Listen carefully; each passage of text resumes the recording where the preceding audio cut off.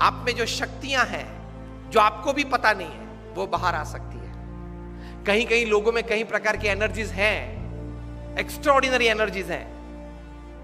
हमें लगता है कि यार ये तो हीरो है, ये तो सुपर हीरो है, लेकिन वही एनर्जीज आप में भी हैं। उसने वो एनर्जीज बाहर निकाली और आप बाहर नहीं निकाल रहे हो। 1983 का वर्ल्ड कप आप में से किसी ने देखा था? कपिल देव भारत के लिए वर्ल्ड कप लेके आए थे। First time India won a major international tournament.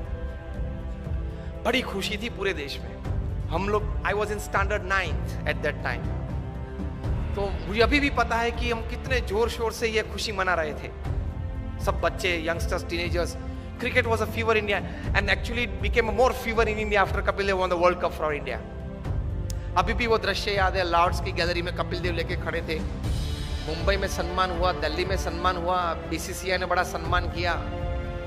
लेकिन जो हारने वाली टीम थी वेस्ट इंडीज, उनको लगा कि साला ये बंदर है, वो सिंह को सोता था सिंह तो झाड़ पे से नीचे उतर के एक चाटा मार के वापस ऊपर चढ़ गया। West Indies was a very powerful team. 1975 की वर्ल्ड कप उन्होंने जीती थी, 1979 की वर्ल्ड कप भी उन्होंने जीती थी और 83 की वर्ल्ड कप फाइनल में भी आ गए थे। और भारत तो उनके लिए मच्छर था, ऐसे ही क्रश कर डालेंगे। उनका एटीट्यूड बन गया था ओवर कॉन्फिडेंस का। और वेस्ट इंडीज की ये पावरफुल टीम, ये लोग बैलेंस करते थे। क्लाइव लॉयड जो कैप्टन थे, जिन्होंने 20 साल तक क्रिकेट जगत पे राज किया, ये मानते थे कि कोई ऑलराउंडर की जरूरत ही नहीं है। 6 बैट्समैन, 4 बॉलर और 1 विकेट कीपर। 6 में से एक भी बैट्समैन को गेंद डालना आता नहीं था और 4 में से एक भी बॉलर को बैटिंग करना आता नहीं था। Specialize in your department, that was his strategy, his thinking, but with that he ruled the cricket world for 20 years. हम लोग जानते हैं। तो 1983 के वर्ल्ड कप फाइनल में भी आ गए, इंडिया को 183 में ऑल आउट कर दिया।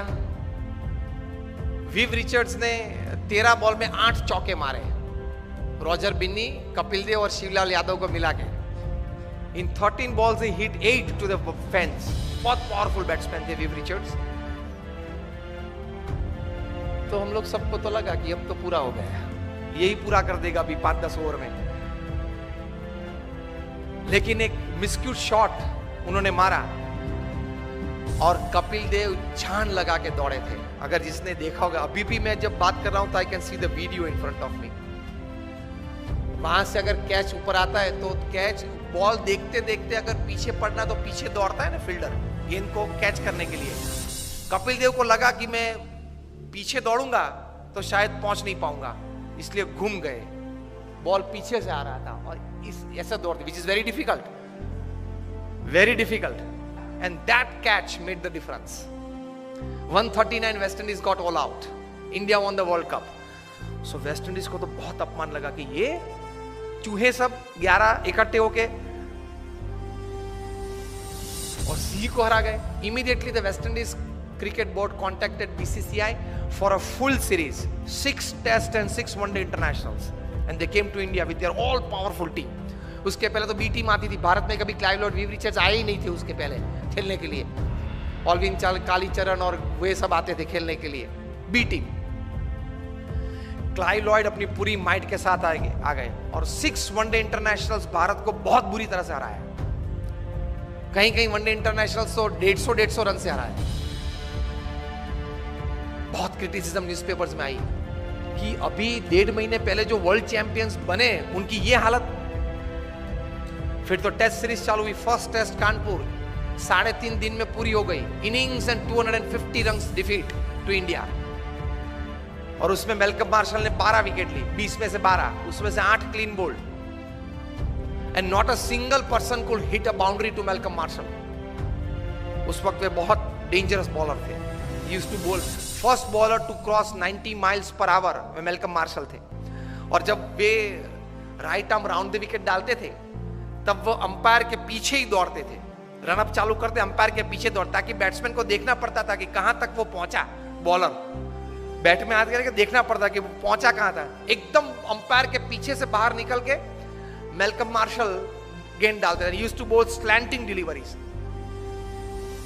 और पीछे डूजोन तो तैयार ही रहता था बड़े ग्लोव्स लेके, caught Dujon ball Marshall, caught Dujon ball Marshall चालू ही रहता था, एक आता था एक जाता था।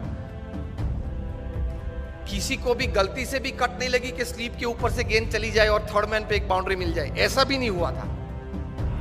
Severe criticism in the Indian press, each and every Indian player was heavily criticised कि अब तो जो वेस्ट इंडीज बोलती थी वो बात सही है कि भारत ने बाय फ्लूक ये वर्ल्ड कप जीता, नसीब के आधार से जीता, प्रयत्न से, पुरुषार्थ से, टैलेंट से ये वर्ल्ड कप नहीं जीता है, वो बात तैयार हो गई। इंडियन प्लेयर्स का काउंसलिंग चालू हुआ, मॉरल बूस्टिंग चालू हुआ, पंपिंग चालू हुआ, एटीट्यूड्स बदलना चालू किया। उसमें सबसे पहली बारी आई ओपनिंग बैट्समैन सुनील गावस्कर की। उनका एटीट्यूड बदला कि you have a defensive attitude, you have to change your attitude from defence to attack. If Malcolm Marshall is a great bowler, you are a great batsman. If he can bowl so well, you can bat so well. Gavaskar का attitude change किया, because you start the Indian innings, you are the opening bat. आप जिस प्रकार से खेलेंगे उस प्रकार से पूरी टीम खेलेगी, नतीजा पहले से चालू हो जाएगा। And Gavaskar said what? He was counseled, change your attitude from defense to attack. Gavaskar defensive batsman थे, वे टेस्ट बैट्समैन थे, वनडे इंटरनेशनल के नहीं थे। सचिन तेंदुलकर टेस्ट और इंटरनेशनल दोनों के थे, 2020 के नहीं थे। क्रिस गेल है वो 2020 और इंटरनेशनल के है, टेस्ट के नहीं है, अलग अलग रहता है। सुनील गावस्कर को बताया गया कि change your attitude, you will get success. और आप जो बैट डिफेंस करते हो वो जरा stroke, create a stroke on every ball. Marshall is a master bowler, you are a master batsman, the little master उनके लिए पहले नाम था। The moment Gavaskar changed his attitude, his batting changed, results changed, overall outcome changed. और 6 में से हम लोग 3 टेस्ट मैच तो फिर भी हारे, लेकिन 3 टेस्ट मैच बचा सके, वो गावस्कर का एटीट्यूड अटैकिंग हुआ इसलिए। दूसरी टेस्ट थी फिरोज शाह कोटला पे दिल्ली में, West Indies won the toss and send India into bat. और सब बुकीज ने तो ये सोच रखा था कि 7 या 8 विकेट गिर जाएगी लंच के पहले 150 में। गावस्कर का एटीट्यूड बदल दिया था, उन्होंने भी बदला था, क्या? From defence to attack. Gavaskar attacked Marshall from day 1, from ball 1, और पहले ही ओवर में गावस्कर ने 4 चौके मारे। मार्शल अपनी वेस्ट पे हाथ लगा के पिच के बीच खड़े रहे और गावस्कर के सामने देख रहे। Years later, Marshall would write in his autobiography that from Firoz Shah Kotla's innings, I could see a change in Gavaskar's attitude, and that change in attitude brought out the attacking nature in his batting, and that changed the overall result outcome of the series. और गावस्कर ने lunch के पहले century बनाई, 107 not out. और final 6th test में चेन्नई पे चेपॉक पे 236 not out in the 4th innings of the test to save test for India. 2 दिन खेले 236 बनाने के लिए, लेकिन बचा दी टेस्ट। वो लिखते हैं इस पुस्तक में कि भारत में से अगर ताजमहल चोर के ले जाना है ना तो लेकर सकते, लेकिन गावस्कर का जो स्ट्रेट बैट डिफेंस है उसको तोड़ना बहुत डिफिकल्ट है। तो एटीट्यूड ये रहना चाहिए। अगर एटीट्यूड सही नहीं रहा तो कितनी भी अच्छी व्यवस्था हो, कितना भी अच्छा मार्गदर्शन हो, फिर भी आप रिजल्ट प्रोड्यूस नहीं कर पाओगे।